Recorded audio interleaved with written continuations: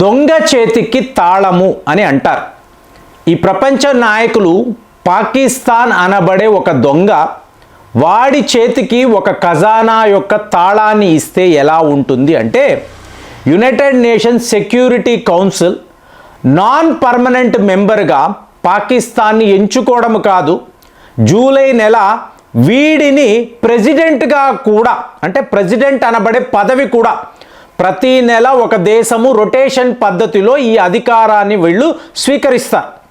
So ఈ నెల పాకిస్తాన్కి అంటే టెర్రరిజం పై ఒక కమిటీ వేసి దాని యొక్క అధ్యక్షుడు ఒక తీవ్రవాది, తీవ్రవాదంపై కమిటీ, దానికి తీవ్రవాదియే జడ్జి అంటే ఎలా ఉంటుంది? కానీ ఇక్కడ భారత్ చేసిన పని, ముఖ్యంగా జైశంకర్ గారి డిప్లొమసీ, మీరు న్యూయార్క్ మహానగరములో ఒక పెహల్గామ్ మ్యూజియం అని అన్నారు, అలాగే ఇదే న్యూయార్క్లో మన పర్మనెంట్ రిప్రజెంటేటివ్ ఈయన వినిపించిన వాదం మీకు టోటల్గా పాకిస్తాన్ ఒక తీవ్రవాద దేశము, వాళ్ళకి ఇలాంటి పదవులు అనేవి ఎప్పుడు కట్టబెట్టకండి, సో వాళ్ళు తీవ్రవాదులతోనే ఉంటారు, వాళ్ళకి సపోర్టుగానే నిలబడతారు అంటే చాలా బాధ అనిపించింది. ఎలా ఇలా వీళ్ళు చేస్తారు అని అనుకున్నాం. ఎందుకంటే ఐక్యరాజ్య సమితి అంటే ఒక పెద్ద సంస్థ కదండి, అందులో ఇలాంటి పనులు అన్నప్పుడు మనకి బాధగానే ఉంటుంది. కానీ ప్రపంచంలో వచ్చిన ఈ మార్పును మనం గమనించాలి. ఈ వీడియో యొక్క సారాంశం ఇదే, మారింది. మనము మాట్లాడే ఐరోపా డబుల్ స్టాండర్డ్స్, హిపోక్రసీ, ఇందులో నుంచి వీళ్ళు ఎంతో కొంత పాఠాలు నేర్చుకున్నారు. లేకపోతే ఒక తీవ్రవాద దేశాన్ని మీరు కంటిన్యూస్గా సపోర్ట్ చేస్తున్నారు అనుకోండి, మీరు ఎంతలా నష్టపోతారు అనేది ఇవాళ వీళ్ళు నేర్చుకున్నారు. ఈ గుణపాఠము అని ఉంది చూసారా, మీకు కాలము నేర్పిస్తుంది.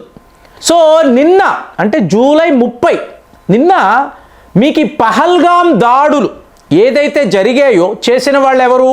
The resistance front. సో వీళ్ళు పాకిస్తాన్కు సంబంధించిన లష్కర్-ఈ తైబా అనబడే ఒక తీవ్రవాద సంస్థ, వాళ్ళ సపోర్టుతోనే ఈ పనులు చేశారు.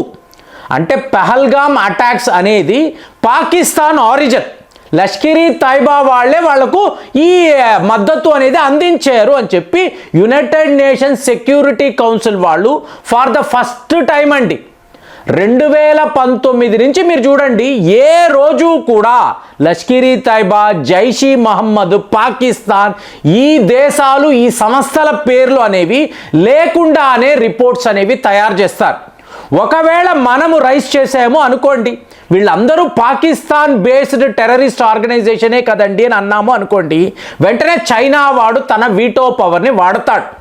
ఇదే ఇవాళ వరకు జరుగుతూ వచ్చింది. కానీ నిన్న భారత్ యొక్క మేజర్ డిప్లొమాటిక్ విక్టరీ అని చెప్పాలి. చాలా పెద్ద మీకు ఒక విజయాన్ని మనం సాధించామని చెప్పాలి. ఎందుకు?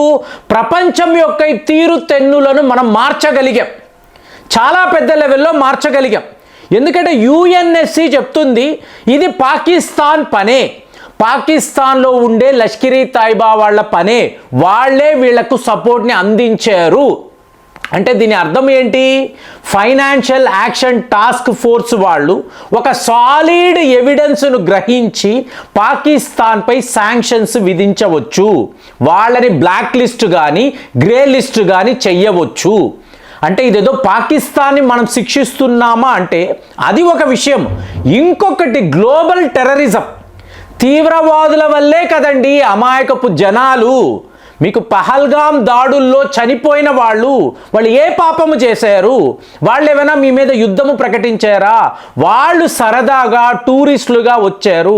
వాళ్ళ మీద ఇంత దారుణాలకు ఒడిగట్టిన పాకిస్తాన్ ద రెసిస్టెన్స్ ఫ్రంట్ వీళ్లపై శాంక్షన్స్ విధించబోతున్నట్టుగా వార్తలు. సో ఇది చాలా చాలా పెద్ద విషయంగా మనం చూడాలి.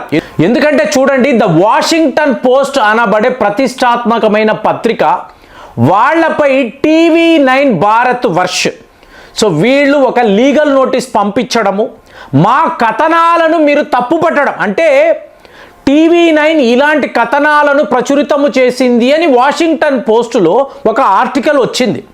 కానీ టోటల్ ఆర్టికలే ఒక అబద్ధము అని చెప్పి TV9 వాళ్ళు వాళ్ళ మీద కేసు పెట్టారు. దాంతో వెంటనే చూడండి, అంటే ఇదంతా ఇవాళ మనం చూసే మార్పులండి.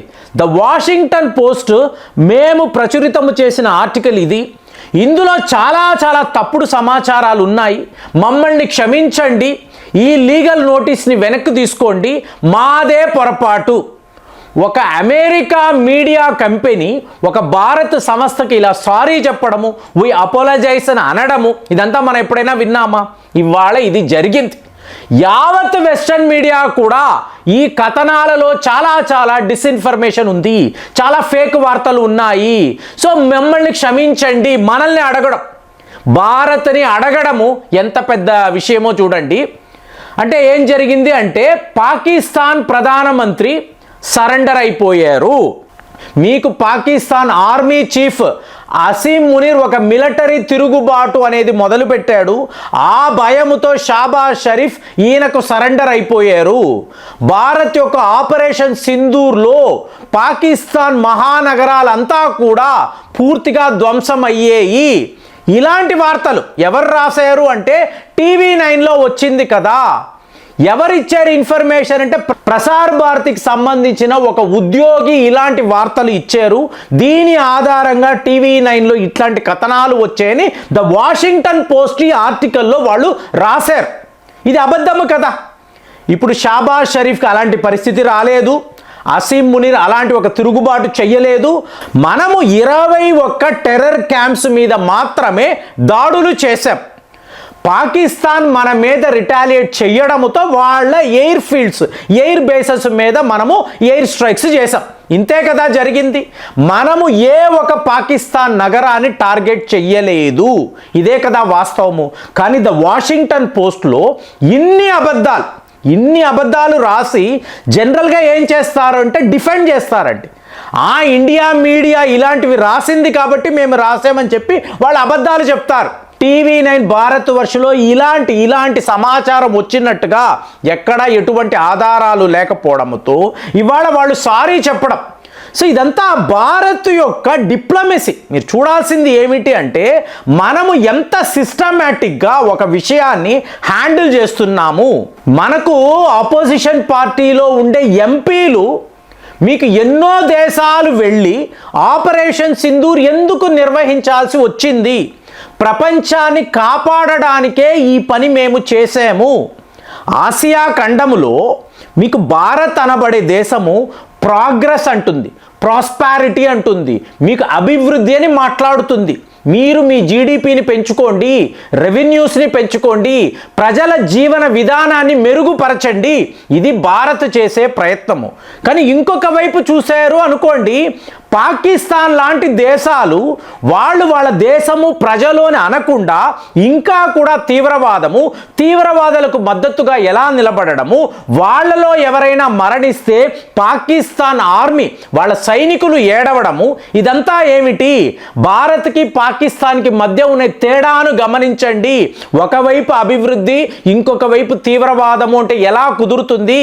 కాబట్టి ప్రజల్లారా, ప్రపంచ దేశాల్లారా మేలుకోండి. మీరు ఇలాగే డబుల్ స్టాండర్డ్స్తో ఉంటే రేపు ప్రపంచం పూర్తిగా తీవ్రవాదులతో నిండిపోతుంది.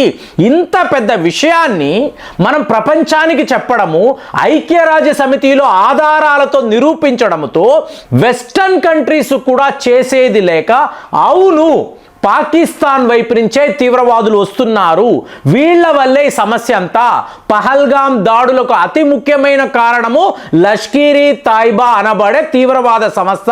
దీని యొక్క ఆరిజిన్ పాకిస్తాన్లోనే ఉంది.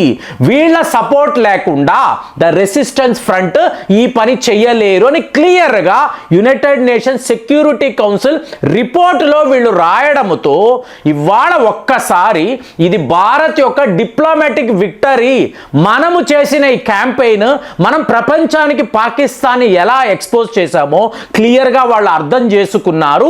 ఇకపైనైనా గ్లోబల్ టెర్రరిజం మీద ప్రత్యేకమైన దృష్టి పెట్టండి అని చెప్పి మనం ఇచ్చిన సందేశాన్ని ప్రపంచము ఒప్పుకోవడము చాలా గొప్ప విషయం అండి. మరి దీని మీద మీ స్పందన ఎలా ఉంది? కామెంట్స్లో రాయండి. మళ్ళీ వచ్చే వీడియోలో కలుద్దాం.